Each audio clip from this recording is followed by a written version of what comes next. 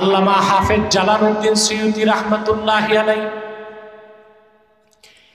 এই আয়াতের ব্যাখ্যা করতে যে লিখেন, কদ আফলাহা মান তাযাক্কা আয় তাহহারা কলবাহু বিল ঈমান। সফলতা লাভ করলো সেই যে তার হৃদয়কে পবিত্র করলো ঈমান দিয়ে। বলেন সুবহানাল্লাহ। তো হৃদয় পবিত্র হয় কখন? ঈমান আসে। ঈমান নাই, হৃদয় না পাক। ঈমান আছে, হৃদয়। আরেকজন মুফাসসির এখানে স্টেজের নিচে তোমরা নড়াচড়া করো না, আমার মনোযোগ নষ্ট হয়ে যায়। হাফেজ আল্লামা ইবনু কাসির রাহমাতুল্লাহ নাম শুনছেন? তিনি আয়াতের ব্যাখ্যায় লেখেন, কদ আফলাহা মান তাযাক্কা আয় তাহহারা কলবাহু মিনাশ শিরকি ওয়াল কুফরি ওয়াদ দানাস। সফলতা লাভ করলো সেই যে তার হৃদয়কে পবিত্র করলো শিরক থেকে, কুফর থেকে, বাতিল আকীদা থেকে। কয়জনে শুনলেন? 3। বিশ্ববরণ্য মুফাসসির ইমাম ফখরুদ্দীন রাজি নাম শুনছেন? তাফসীর মাফাতিহুল গায়বের মধ্যে তিনি লেখেন, ইন্না মারাতিবা আমালিল মুকাল্লাফি সালাসা। আল্লাহর বান্দার আমলের 3টা স্তর। তার প্রথমটাই হচ্ছে ইজালাতু আকাইদিল ফাসিদাতি মিনাল কলব। ঈমান আনার মাধ্যমে হৃদয় থেকে শিরকি আকীদা, কুফরি আকীদা, বাতিল আকীদা ধুয়ে মুছে সাফ করে ঈমানের নূর দিয়া অন্তরকে ভরপুর করে নিবে। তাহলে 3 জন বিশ্ববরণ্য মুফাসসিরের স্টেটমেন্ট শুনলাম যে অন্তরে যখন ঈমান থাকবে হৃদয় পবিত্র, অন্তরে ঈমান নাই হৃদয় অপবিত্র। সবচেয়ে মজার কথা, যার হৃদয় পাক ব্যক্তি পাক, হৃদয় না পাক ব্যক্তি না পাক। সুবহানাল্লাহ। হৃদয় পাক, হৃদয় না পাক ব্যক্তি না পাক। এই জন্য আল্লাহর হাবিবের প্রত্যেক ঈমানদার উম্মত পবিত্র, জীবিত থাকলেও পাক, মৃত্যুর পরও পাক। আর প্রত্যেক কাফের মুশরিক বেঈমান অপবিত্র, জীবিত থাকলেও অপবিত্র, মৃত্যুর পরও অপবিত্র। কারণ মুমিনের হৃদয় পাক, কাফেরের হৃদয় নাপাক। একটা মানুষের দেহে ভাইটাল অর্গান হচ্ছে কলব, হৃদয়। এটা মেন। কি? এটা আমার কথা না, সহিহ বুখারী কিতাবুল ঈমানের হাদিস। আল্লাহর হাবিব ইরশাদ করেছেন, আলা ওয়া ইন্না ফিল জাসাদি মুদগাহ ইদা সালাহাত সালাহাল জাসাদু কুল্লুহু ওয়া ইদা ফাসাদাত ফাসাদাল জাসাদু কুল্লুহু আলা ওয়া হিয়াল কলব। আল্লাহর হাবিব সাল্লাল্লাহু আলাইহি ওয়াসাল্লাম ইরশাদ করেছেন, সাবধান জেনে রেখো, মানুষের দেহের মধ্যে একটি গোশতের টুকরা আছে, সেটা যখন ভালো হয়ে যায়, মানুষটা ভালো হয়ে যায়। সেটা যখন বরবাদ হয়ে যায়, মানুষটা বরবাদ হয়ে যায়। সাবধান জেনে রেখো, সে গোশতের টুকরার নাম কলব, হার্ট, হৃদয়, দিল, মন, হৃৎপিণ্ড। কোনটা বুঝছো? একটারই ভিন্ন ভিন্ন ভাষায় ভিন্ন ভিন্ন। রাসূল করিম সাল্লাল্লাহু আলাইহি সাল্লামের এই হাদিসের সামনে ১৫০০ বছর পরে মডার্ন মেডিকেল সায়েন্স, আধুনিক চিকিৎসা বিজ্ঞান মস্তক নত করে দিচ্ছে।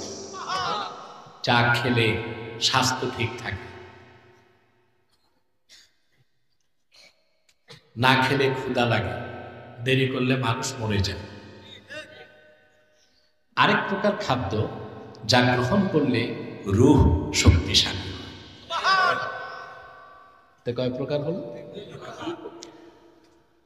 মানুষের দেহটাকে আল্লাহ রাব্বুল আলামিন মাটির সারনির্যাস থেকে তৈরি করেছেন বলে দেহের সমস্ত খাদ্য আসে মাটি থেকে।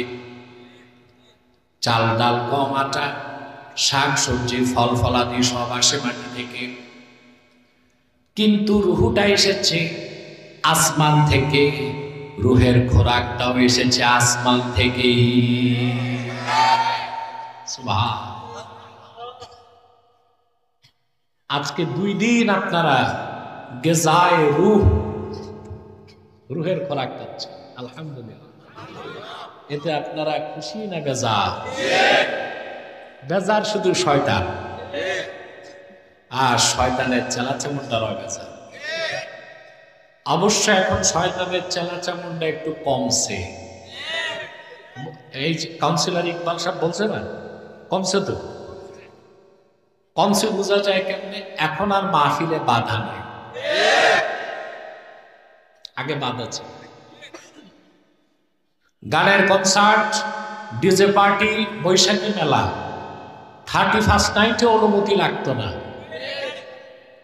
তাফসীরুল কোরআন মাহফিল নাম শুনলে ওদের কলিজায় আগুন জ্বলত। শর্ত দিত 34টা। কতটা? ভাবতে বিরক্ত হয়ে মানুষ কোরআনের মাহফিল বন্ধ করে দিত। ওরা জানতো না এদেশের যুবকরা কোরআনের জন্য রক্ত দিতে জানে। হাজারো শর্ত দিয়া কোরআনের মাহফিল বন্ধ করা যায় না। পারছে? ওরাই তো নাই, আমরা আছি। ওদেরকে এখন খুঁজতে দূরবীন লাগে, ঠিক না? আল্লাহ সুবহানাহু ওয়া তাআলা আপনাদেরকে যে সুযোগ দিয়েছেন কোরআন কারীম শোনা, এতে আপনারা খুশি না বেজার? বেশি না কম? একটু পরে 2 দিনের বিদায়ী মোনাজাত। শয়তান কিন্তু চায় না আপনি মোনাজাত করে যান। শয়তান ওয়াসওয়াসা দিয়ে উঠাবার চেষ্টা করবে। আমরা ন্যাক নিয়ত করে শয়তানের নাপাক কালে একটা চপেটা ঘাত করতে চাই। আমরা নিয়ত করছি কিছুক্ষণ পরে আজকের মোনাজাত করে গুনাহ মাফ করে নিষ্পাপ বেহেশতি আল্লাহওয়ালা হয়ে বাড়ি যেতে চাই। কারা কারা হাত তুলে আল্লাহ তাআলাকে দেখে?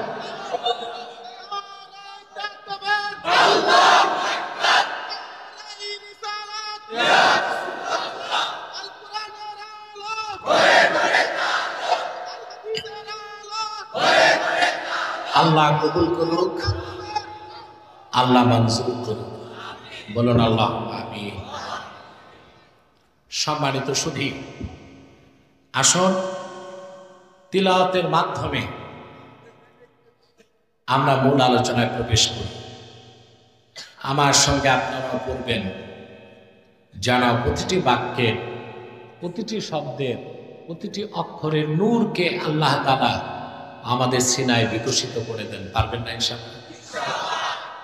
আউযু বিল্লাহি মিনাশ শাইতানির রাজীম। বিসমিল্লাহির রাহমানির রাহিম। قد أفلح من تزكى وذكر اسم ربه فصلى।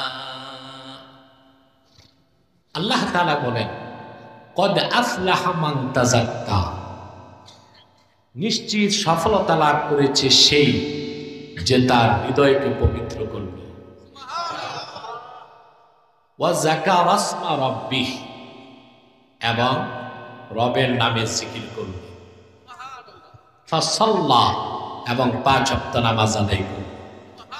সুবহানাল্লাহ। কয়টা কাজ? কদ আফলাহা মান তাযাক্কা, নিশ্চিত সফলতা লাভ করলো সেই যে তার হৃদয়কে পবিত্র করল। রবের নামে জিকির করলো, 5 ওয়াক্ত নামাজ আদায় করল। আল্লাহ তাআলা সার্টিফাইড করেছেন যে আমার এ বান্দা 100% সফল হয়ে গেল। আপনার সফলতা চান? প্রতিটা মানুষ সফলতা চায়, চায় না? একজন কৃষিজীবী কৃষিকাজে সফলতা চায়, কত জলদি বাম্পার ফলন হবে। একজন ব্যবসায়ী ব্যবসায় সফলতা চায়, কম পুঁজি বেশি লাভ। চাকরিজীবী চাকরিতে সফলতা চায়, রাজনীতিবিদ রাজনীতিতে সফলতা চায়। মানুষ তো মানুষ, ইতর প্রাণীগুলো তাদের কাজে সফলতা চায়, চায় না? দেখেন, একটা বিড়াল গাছে উঠতে চায়, একবার পারে না, 10 বার চেষ্টা করে। মান্দার গাছ ছাড়া সব গাছে উঠতে পারে, বিড়াল কিন্তু তার কাছে সফল। একটি বাবুই পাখি সুনিপুণ দক্ষতায়, শৈল্পিক ছান্দসিকতায় ঘরটা বানায়। ঝড় তুফানে মানুষের ঘরে চাল উড়ে যায়, বাবুই পাখির ঘর তো দূরে থাক, ডিমটাও নষ্ট হয় না। ঠিক না? বাংলাদেশে যত প্রকৌশল বিশ্ববিদ্যালয় আছে, বুয়েট, চুয়েট, কুয়েট, রুয়েট, ডুয়েট, সব প্রকৌশল বিশ্ববিদ্যালয়ের ইঞ্জিনিয়ারগুলোরে এক জায়গায় আনলেও বাবুই পাখির ঘরের মতো একটা ঘর বানাতে পারবে? বাবুই তার কাছে সফল।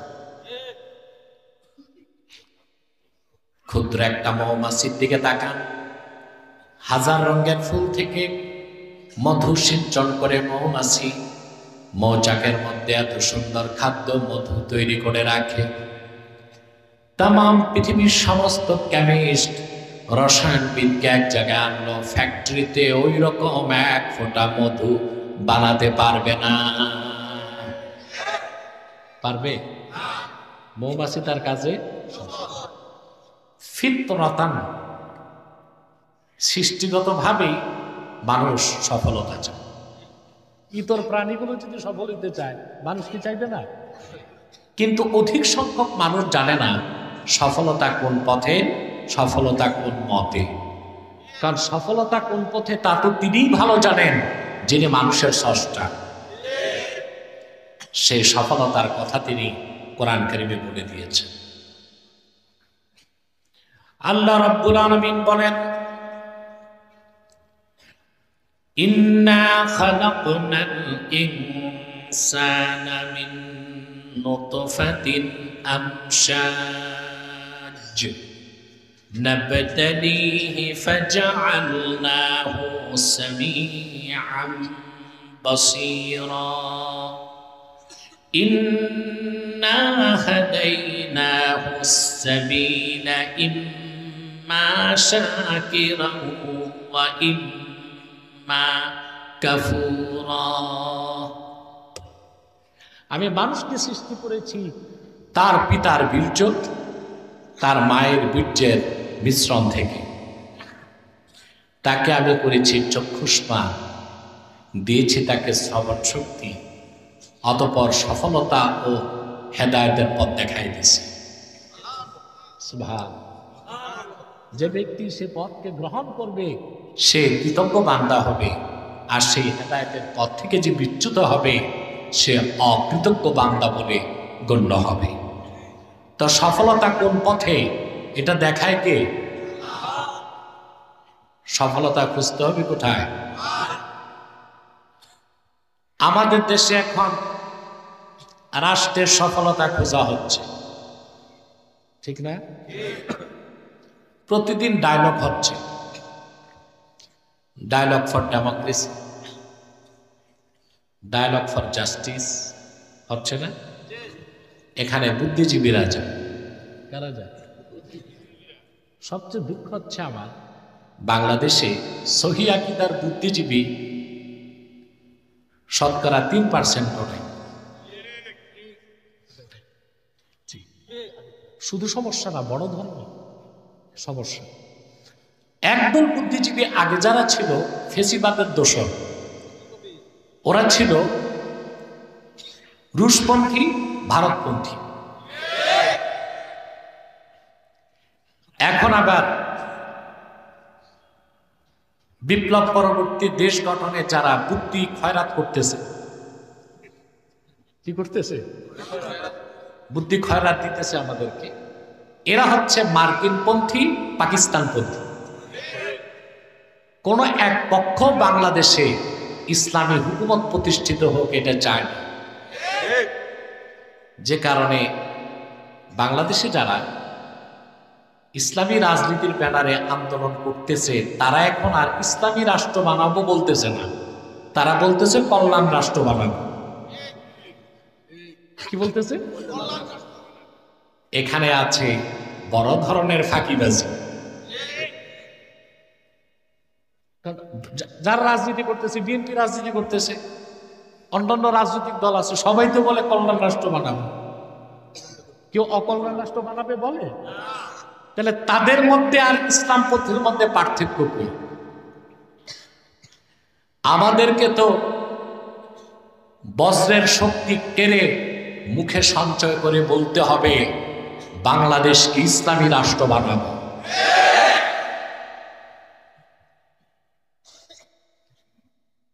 আলেম ওলামা ওনারাও এখন ভোটের হিসাবে আছে, কার সাথে অ্যালায়েন্স করা যায়, কার সাথে জোট বাঁধা যায়, কোথায় দুই একটা সিট পাওয়া যায়। এই ক্ষুদ্র সিট পাওয়ার লোভ করলে, আমি তো শামীমের সাথে নির্বাচনে দাঁড়াইলে আমি জিততাম নারায়ণগঞ্জের 4 আসন। উঠছে বেশি মানুষ আমারে ভালোবাসত না। কথা বল, আমার জন্ম তো সিদ্ধিরগঞ্জ পাঠানো, তা আমার কি আটকাবে? দামি নির্বাচন যেটা হয়েছে, তখন তো আমাকে তাদের দল থেকেই প্রস্তাব দেওয়া হয়েছিল, আপনি স্বতন্ত্রে দাঁড়ান, ওরে আমরা ভালো মতো দিই। আমি বলেছি আমি খেলাফায় বিশ্বাস, আমি এটাই যেতে পারি না। তবে আমি চাই খেলাফা প্রতিষ্ঠার আগে সংসদে শক্তিশালী একটি প্রতিনিধি দল থাকুক, যারা ইসলামের পক্ষে কাজ করবে, বিপক্ষের বিল পাস আটকায় দিবে।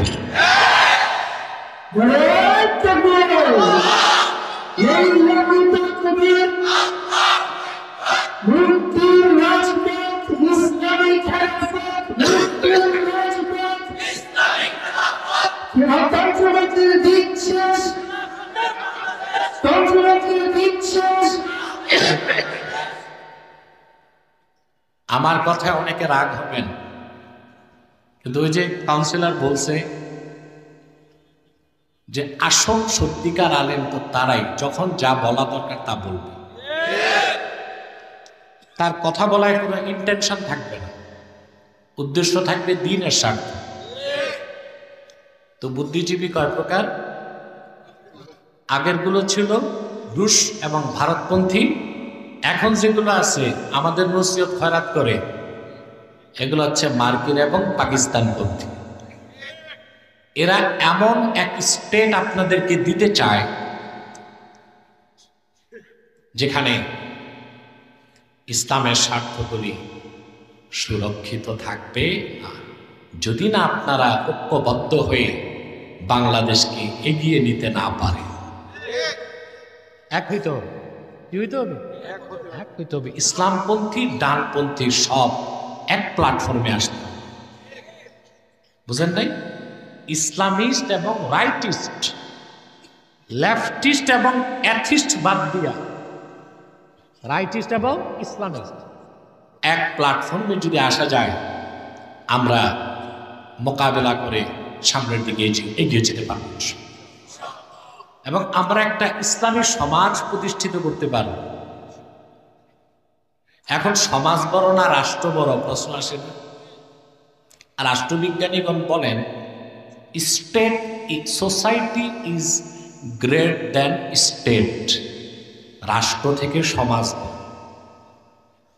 আমরা যদি একটা ইসলামী সমাজ বানাই দিয়ে যেতে পারি বাংলাদেশকে, আগামী প্রজন্ম ইসলামী রাষ্ট্র বানাই ফেলবে।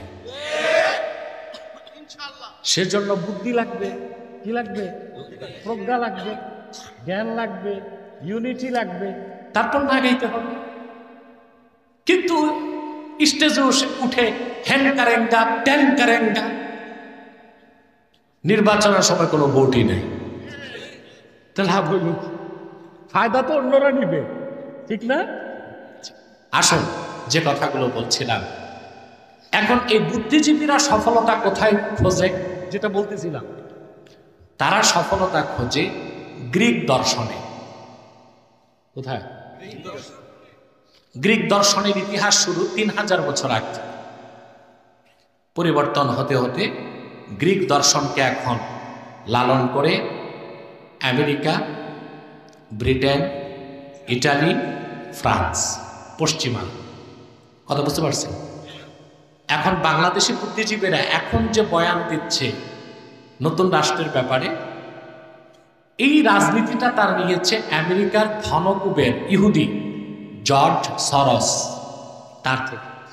কার থেকে? জর্জ সরস। জর্জ সরস ইহুদি ব্যবসায়ী। তার কাজ হচ্ছে টাকা দিয়া বিভিন্ন রাষ্ট্রের রিজিম চেঞ্জ করে। শুধু এলজিবিটি সমকামিতাকে প্রতিষ্ঠিত করতে সে পৃথিবীর 12টা বিশ্ববিদ্যালয়কে $1 বিলিয়ন দিয়েছে। 12,000 কোটি টাকা। শুনলে দুঃখ পাবেন, সে 12টা বিশ্ববিদ্যালয়ের একটা হচ্ছে ব্রাক বিশ্ববিদ্যালয়। কোনটা? অতএব বাংলাদেশ যে কোন দিকে যাচ্ছে কিছুটা আমি আপনাদেরকে ধারণা দিলাম। এর চেয়ে বেশি বললে সাধারণ জনগণ বুঝবে না, তারা ভাববে হুজুরের পদে মাথা হ্যাং হয়ে যাচ্ছে। কথা বলে সহজ সরল মানুষ তো এগুলো বুঝবে না, তো তাত্ত্বিক কথা বুঝবে। আপনারা যারা একটু রাজনীতি চর্চা করেন, আমার আলেম ভাইরা আছেন, তাদেরকে একটু আমি হিন্স দিলাম। তাহলে ভাইরা, মুসলমান সফলতা কোনো তন্ত্রমন্ত্রে খুঁজবে না, দর্শনে, বিজ্ঞানে, কোনো ইজামে, মানব রচিত কোনো আদর্শে মুসলমান সফলতা খুঁজবে না। না, যা তার সফলতার পথ দেখায় আল কোরআন। ব্যক্তি জীবন, সমাজ জীবন, রাষ্ট্র জীবনে কাঙ্ক্ষিত সফলতার জন্য আল্লাহ তাআলা কাজ দিয়েছেন মাত্র 3টা। কয়টা? শুনতেছেন? ঘুমাচ্ছেন না তো?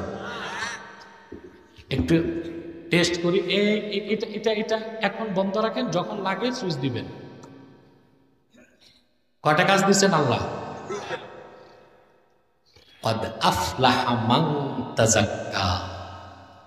সফলতা লাভ করল সে যে তার হৃদয়কে পবিত্র করল। এখন হৃদয় পবিত্র করার অর্থ কি? আমরা বলি লোকটার মন ভালো না, বলি না? আসলে কোন মন ভালো, কোন মন ভালো না, কোন অন্তরটা পবিত্র, কোনটা পবিত্র না, তাও তো বুঝতে হবে, ঠিক না? হৃদয় পবিত্র করার অর্থ কি? আমি মন মস্তিষ্ক প্রসূত কোনো ব্যাখ্যা দিচ্ছি না, বিশ্ববরণ্য 3 জন মুফাসসিরের বক্তব্য তুলে ধরছি এই আয়াতের ব্যাখ্যা। আল্লামা হাফেজ জালালউদ্দিন সুয়ুতী রাহমাতুল্লাহি আলাইহি এই আয়াতের ব্যাখ্যা করতে যে লিখেন, কদ আফলাহা মান তাযাক্কা আয় তাহহারা কলবাহু বিল ঈমান। সফলতা লাভ করলো সে যে তার হৃদয়কে পবিত্র করলো ঈমান দিয়ে। বলেন সুবহানাল্লাহ। তো হৃদয় পবিত্র হয় কখন? ঈমান আসে। ঈমান নাই, হৃদয় না পাক। ঈমান আছে, হৃদয়। আরেকজন মুফাসসির এখানে স্টেজের নিচে তো তোমরা নড়াচড়া করো না, আমার মনোযোগ নষ্ট হয়ে যায়। হাফেজ আল্লামা ইবনু কাসির রাহমাতুল্লাহ নাম শুনছেন? তিনি আয়াতের ব্যাখ্যায় লেখেন, قد أفلح من تزكى أي طهر قلبه من الشرك والكفر والدنس। সফলতা লাভ করলো সেই যে তার হৃদয়কে পবিত্র করলো শিরক থেকে, কুফর থেকে, বাতিল আকীদা থেকে। কয়জনে শুনলেন? 3। বিশ্ববরণ্য মুফাসসির ইমাম ফখরুদ্দীন রাজি নাম শুনছেন? তাফসীর মাফাতিহুল গায়বের মধ্যে তিনি লেখেন, ইন্না মারাতিবা আমালিল মুকাল্লাফি সালাসা। আল্লাহর বান্দার আমলের 3টা স্তর। তার প্রথমটাই হচ্ছে ইজালাতু আকাইদিল ফাসিদাতি মিনাল কলব। ঈমান আনার মাধ্যমে হৃদয় থেকে শিরকি আকীদা, কুফরি আকীদা, বাতিল আকীদা ধুয়ে মুছে সাফ করে ঈমানের নূর দিয়া অন্তরকে ভরপুর করে নেবে। তাহলে 3 জন বিশ্ববরণ্য মুফাসসিরের স্টেটমেন্ট শুনলাম যে অন্তরে যখন ঈমান থাকবে হৃদয় পবিত্র, অন্তরে ঈমান নাই হৃদয় অপবিত্র। সবচেয়ে মজার কথা, যার হৃদয় পাক ব্যক্তি পাক, হৃদয় না পাক ব্যক্তি না পাক। সুবহানাল্লাহ। হৃদয় পাক, হৃদয় না পাক ব্যক্তি না পাক। এই জন্য আল্লাহর হাবিবের প্রত্যেক ঈমানদার উম্মত পবিত্র, জীবিত থাকলেও পাক, মৃত্যুর পরও পাক। আর প্রত্যেক কাফের মুশরিক বেঈমান অপবিত্র, জীবিত থাকলেও অপবিত্র, মৃত্যুর পরও অপবিত্র। কারণ মুমিনের হৃদয় পাক, কাফেরের হৃদয় নাপাক। একটা মানুষের দেহে ভাইটাল অর্গান হচ্ছে কলব, হৃদয়। এটা মেন। এটা কি? এটা আমার কথা না, সহিহ বুখারী কিতাবুল ঈমানের হাদিস। আল্লাহর হাবিব ইরশাদ করেছেন, আলা ওয়া ইন্না ফিল জাসাদি মুদগাহ ইদা সালাহাত সালাহাল জাসাদু কুল্লুহু ওয়া ইদা ফাসাদাত ফাসাদাল জাসাদু কুল্লুহু আলা ওয়া হিয়াল কলব। আল্লাহর হাবিব সাল্লাল্লাহু আলাইহি ওয়াসাল্লাম ইরশাদ করেছেন, সাবধান জেনে রেখো, মানুষের দেহের মধ্যে একটি গোশতের টুকরা আছে, সেটা যখন ভালো হয়ে যায় মানুষটা ভালো হয়ে যায়, সেটা যখন বরবাদ হয়ে যায় মানুষটা বরবাদ হয়ে যায়। সাবধান জেনে রেখো, সে গোশতের টুকরার নাম কলব, হার্ট, হৃদয়, দিল, মন, হৃৎপিণ্ড। কোনটা বুঝছো? একটারই ভিন্ন ভিন্ন ভাষায় ভিন্ন ভিন্ন। রাসূল করিম সাল্লাল্লাহু আলাইহি সাল্লামের এই হাদিসের সামনে ১৫০০ বছর পরে মডার্ন মেডিকেল সায়েন্স, আধুনিক চিকিৎসা বিজ্ঞান মস্তক নত করে দিচ্ছে। ২০২০ সাল পর্যন্ত বিজ্ঞান বলতো মানুষের দেহে মূল অঙ্গ হচ্ছে মাথা, কি ব্রেন। ২০২৪ সালে বিজ্ঞানের গবেষণা বলছে না, ব্রেন থেকেও বেশি দরকার হার্ট। কোন মানুষের যদি মাস্টার স্ট্রোক হয় আর তার মস্তিষ্কের নিউরন কোষ যদি ৯৬% ড্যামেজ হয়ে যায়, লাইফ সাপোর্ট দিয়ে তারে বাঁচায় রাখা। কিন্তু কারো যদি সিআরবি, কার্ডিয়াক অ্যারেস্ট, হার্ট যদি মাত্র ৪ মিনিট বন্ধ থাকে, এই পৃথিবীতে কোনো ট্রিটমেন্ট নাই, তারে বাঁচায় রাখা যাবে। তাহলে সবচেয়ে essential important viral vital organ in human body is heart. মানুষের দেহে সবচেয়ে দরকারি কোনটা?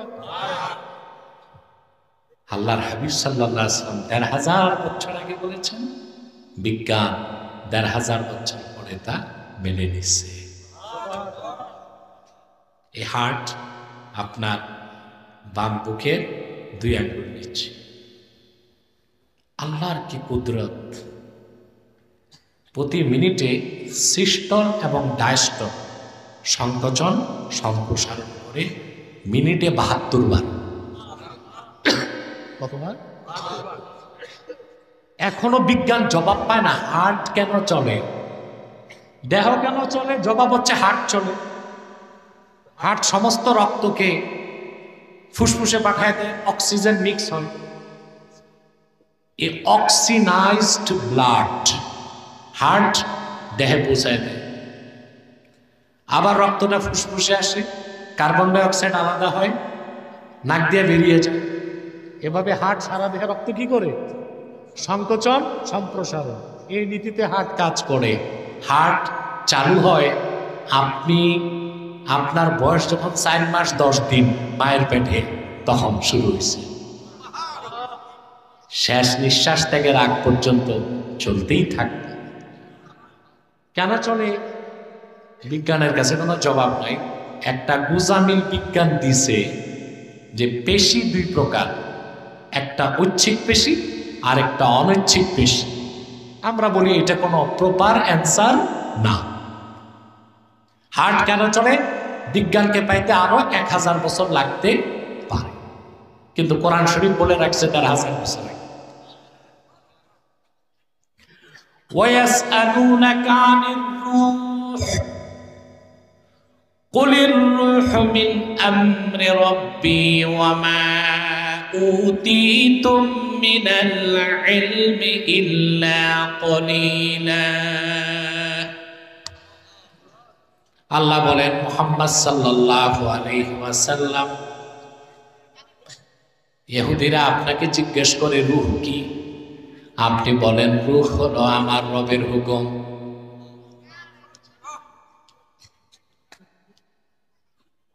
রূহ কার হুকুম?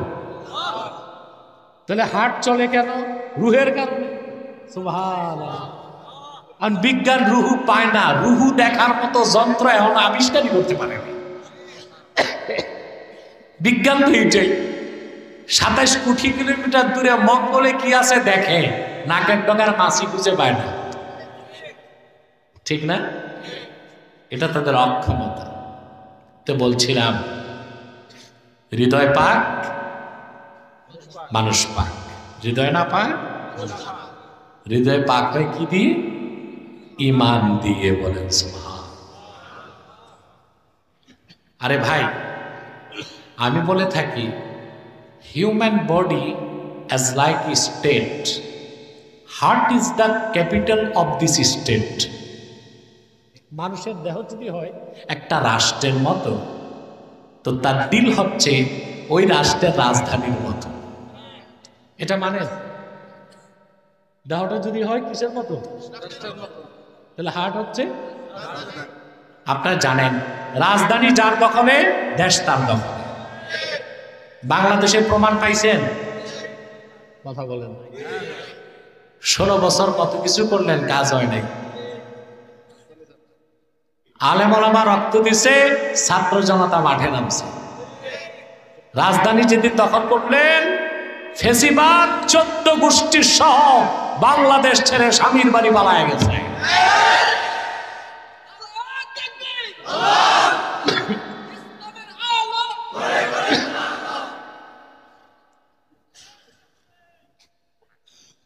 বাকিগুলো কই গেছে আমার কাছে খোঁজ নাই।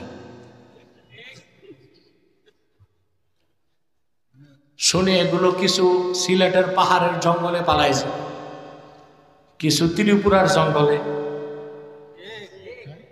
শুনছি নারায়ণগঞ্জেরটায় নাকি বোরখা পরে পালাইছে।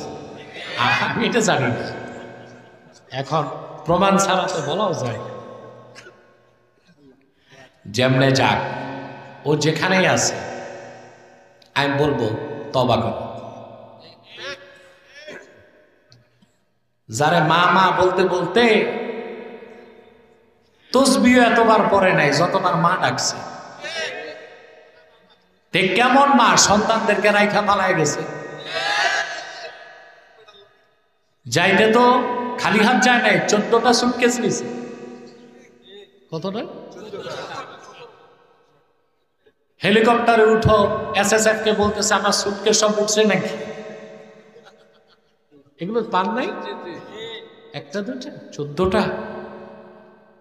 আরে ভাই এক এক সুটকেসে $1 কোটি যদি থাকে, 14টায় 14 কোটি ডলার, কম কোথায় নাকি? যাক, হিসাব তো হচ্ছে, আরো হবে। তো রাজধানী যার দেশ না। একই অবস্থা দেখেন সিরিয়াতে, 11টি বছর বাশার আল আসাদ মুসলমানদের কষ্ট দিল।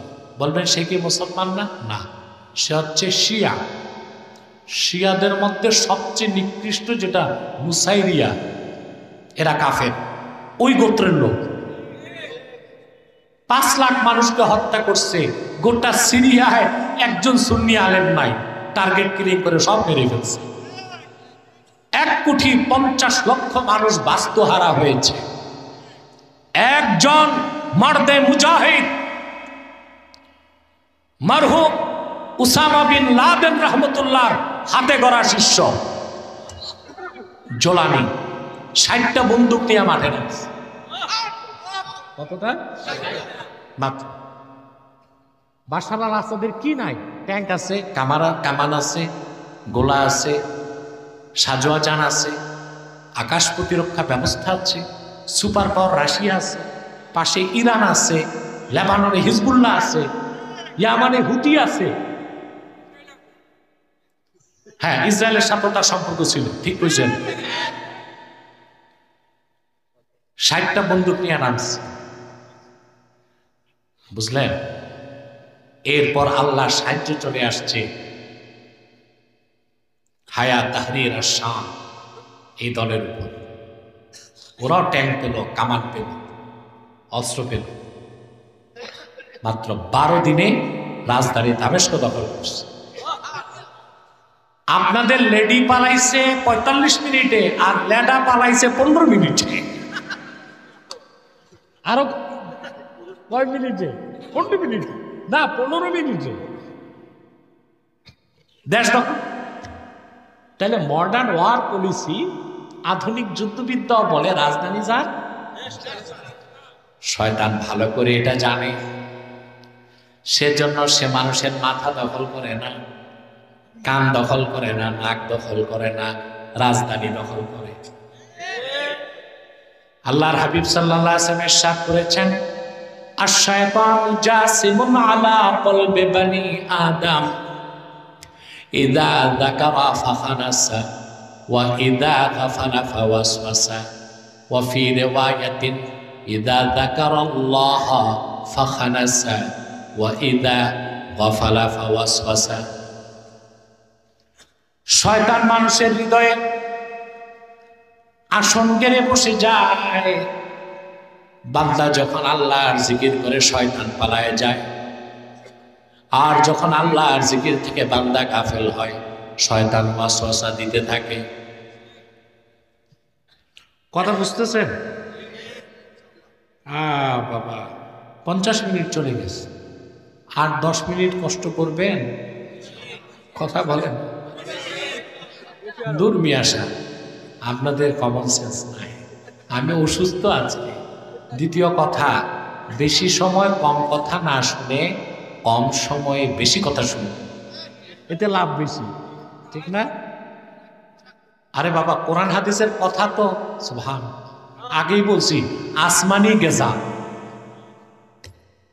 মুমিনের তো ভালো লাগবেই, ঠিক না? ঘুমাচ্ছেন না? দেখবো কে কে ঘুমান, হাত উঠান।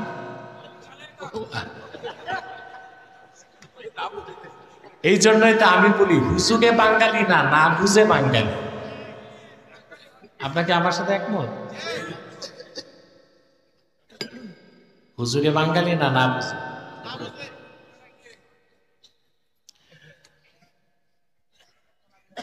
তো শয়তান দখল করে কি এই অন্তরে যখন ঈমান চলে আসবে ব্যক্তি পবিত্র, এই অন্তরে যখন শিরক আর কুফর থাকবে ব্যক্তি অপবিত্র। সেজন্য মুমিন কখনো নাপাক হয় না, আর কাফের কখনো, যতক্ষণ না কাফের ঈমান না আনবে। কথাটা আমার না, এই কথার পক্ষে দলিল আছে, সহিহ বুখারীর হাদিস।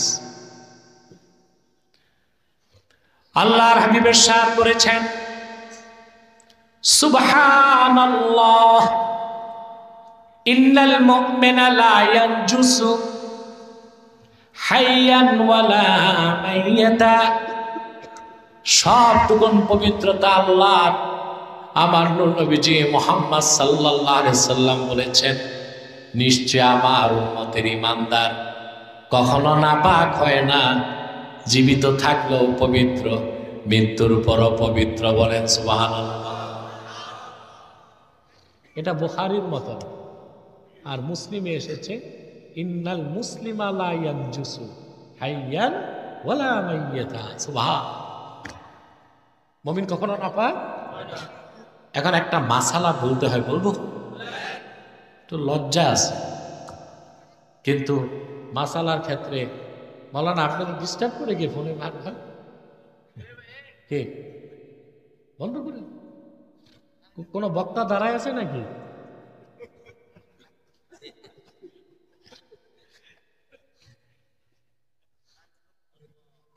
মুমিন কখনো নাপাক হয় না। আর লজ্জা করলে নিয়ে মাসালা শিখবেন কেন? আপনারা বিয়ে শাদী করলে বিবির কাছে যান না, ফিজিক্যাল রিলেশনের পরে গোসল ফরজ হয় না, তা আপনারা মনে করেন নাপাক হয়ে গেছে এই জন্য গোসল ফরজ, তাই মনে করেন না? কথা বলে না। আরে ভাই, আল্লাহ তাআলা কি বিয়ে শাদীর মতো নেয়ামতটা দিচ্ছেন ডেলি ডেলি নাপাক হইতে? তাহলে কি হন? প্রশ্ন আসে না? আপনি জুনুব হন। জুনুব কি হন?